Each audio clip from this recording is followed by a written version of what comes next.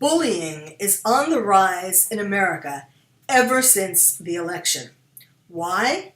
Because we have been bullying each other. By we, I mean the parents, the adults. Half of America is bullying the other half of America, and we have not stopped even though the election is over.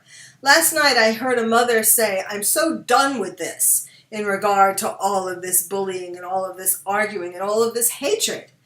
And what parents and adults don't realize is that it has filtered down, trickled down to our kids. And they are bullying each other in incredibly increased numbers. Let me tell you about this survey. There was a survey done of over 50,000 kids between 13 and 18. They were interviewed, and 70% of them said that they have witnessed bullying, hate messages, harassment during or since the election. And overwhelmingly, the incidents were related to race, ethnicity, sexual orientation, gender, and immigration status. And almost half of them said that in the past month, they have felt nervous all or some of the time. Now, how are kids supposed to be learning in school if they're feeling nervous?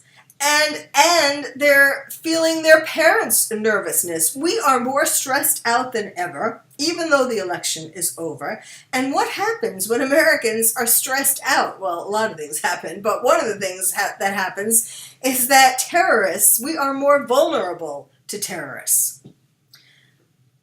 So, this is a national security measure in addition to what's happening with your children. Now, here are some tips. First of all, you have to ask your kids about that. The first thing is talking to them. Have you been blind to this? Have you been in denial about how much pain your kids are in, or even whether your kids are being bullied or not? You know, I see families in my practice, and when I see them with their kids, a lot of times it comes out in my sessions that the kids have been bullied, and it's like the first time that the parents have ever heard about it. Now, that shouldn't be. Kids should feel comfortable and about telling their parents, and the first thing they should do when they come home from school is tell their parents. Of course, they should tell the teachers too, but a lot of times that doesn't bear much weight until the parent does it. So, first you have to ask your kids about bullying, whether they've been bullied themselves, whether they've done any bullying, whether they've seen other kids being bullied. Perhaps you can help other kids by asking your kids about this. And now on social media, you can tell your kids about how to unfriend people, how to get rid of people who are bullying you or saying bad things on social media. The best solution, of course, is turning off social media, especially during dinner, when they're at home, when they're supposed to be doing their homework. I mean, it has just gotten out of control.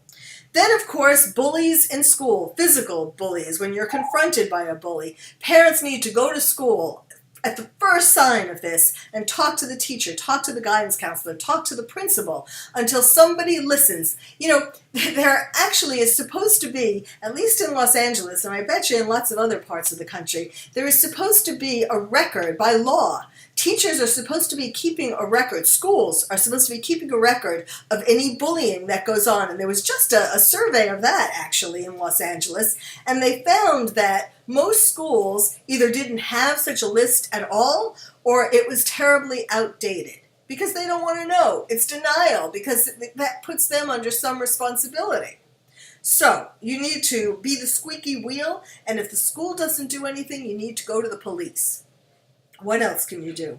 You can use television shows and movies, stories that you see, that you watch with your kids, and where there's hatred of different minorities. And you can ask your kids about how do they feel about people with a different sexual orientation, for example, or immigrants, or people of a different color. And books, of course, are very valuable for this. I still remember a book that my mother got me when I was little about a white rabbit and a black rabbit. And the white rabbit was driving a car and got run over by a black rabbit, by a white rabbit. It was a hit and run. The black rabbit was the one who came while he was lying in the street and saved the white rabbit. Now that message, even though it was countless years ago, still stays with me. And I still remember that when I see prejudice because of race or various minority statuses. What else? Of course, for parents and kids, the best thing to do, for stress in general, is to do things together and to do things that are physical, from just taking a walk on the beach to horseback riding to playing basketball. Anything physical also is very beneficial to decrease stress. So again, this is a matter not only of how they're going to develop as kids. Do you want your child having these prejudices? But it's also a matter of national security, because we're more vulnerable to terrorists when we're hating each other.